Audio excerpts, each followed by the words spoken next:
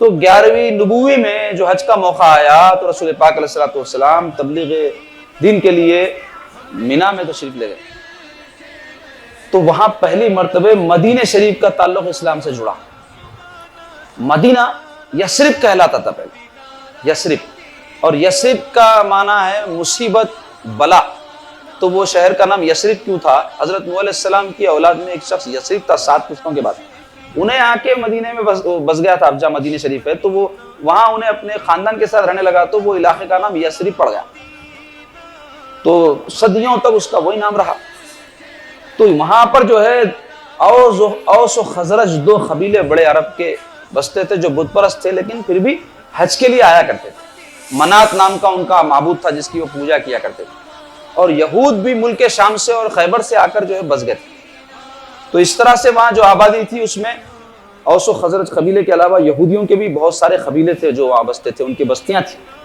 بنو قینقاع، بنو نذیر، بنو قریظہ، یہ اس کے نام ہیں. تو یہ لوگ حج کو آیا کرتے تھے، اوس و خزرج کے لوگ. اور وہاں یہود جو مدینہ شریف میں رہتے تھے تو وہ لوگ اوس و خزرج کو لڑاتے رہتے تھے اور ہتھیار بیچتے تھے اور سود پہ پیسہ دیتے تھے. یہی ان کا کاروبار. تو وہ لوگ یہود کیا کرتے تھے، یہ اوس و خزرج والوں کو ہمیشہ ڈراتے تھے، دیکھو نبی آخر الزمان آنے والے ہیں، خاتم النبیین آنے والے ہیں، اور وہ ہم میں سے آئیں گے، اور جب وہ تشریف لائیں گے تو ہم ان کے ساتھ مل کے تم کو نیست و نابود کر دیں گے. تو حضور علیہ الصلوۃ والسلام خاتم النبیین ہیں، تو حضور کے بارے میں بہت ساری باتیں یہودیوں کے طرف سے ان لوگوں کو پتا تھی. مدینے کے لوگ سنتے رہتے تھے، چرچا ہوتا رہتا تھا سرکار کے بارے میں.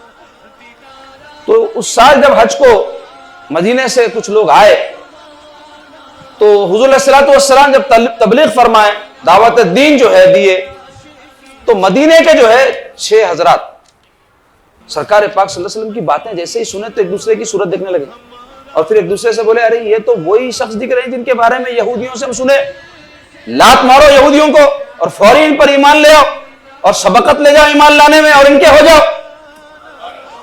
تو وہ 6 خوش نصیب جو مدینہ شریف کے سب سے پہلے اسلام لائے، ان میں سب سے پہلی نمبر 1 ہستی جو مدینے میں پہلے اسلام لائے، اول مسلم مدینے کے جو ہے، بعد میں چل کر کے یہ لوگ انصار صحابہ کہلائے، انصار مددگار بولتے. رسول پاک صلی اللہ علیہ وسلم ان کو انصاری قرار دیے، دین کے اللہ کے نبی کے مددگار بنے. کیسا پیارا لقب ہے، غور کرو آپ، کتنی ان کی عظمت اور شان ہے کہ سرکار فرمائے کہ یہ میرے انصار ہے، میرے مددگار. حالانکہ سب کا حقیقی معنوں میں انصار تو اللہ ہے نا. یہاں کئی لوگوں کی پول کھلتی جو بولتے نہیں، حلیم نہیں بولنا، دلیم بولنا، حلیم اللہ کا نام ہے، دلیم کیوں بول رہے ہیں؟ تو بے وقوفو، اب یہاں سرکار ان کو انصار فرمائے. انصار اللہ قرآن میں اللہ تعالیٰ کئی لوگوں کو فرمائے، تو اللہ تعالیٰ کو کسی کی مدد کی ضرورت ہے کیا؟ تو کسی کو انصار بول دیا تو کیا انہیں حقیقی معنوں میں انصار ہو گیا؟ اللہ انصار نہیں رہا کسی کا، اللہ ناصر مددگار نہیں رہا کسی کا. شرک کیسا ہوتا ہے نادانو؟ حقیقی معنی میں انصار ہر ایک کا مددگار اللہ ہی ہے. اب اللہ نے یہ عالم اسباب میں ماں باپ کو بچوں کا مددگار بنایا، تو کیا ماں باپ کو مددگار بنے تو مشرک ہو جاتے؟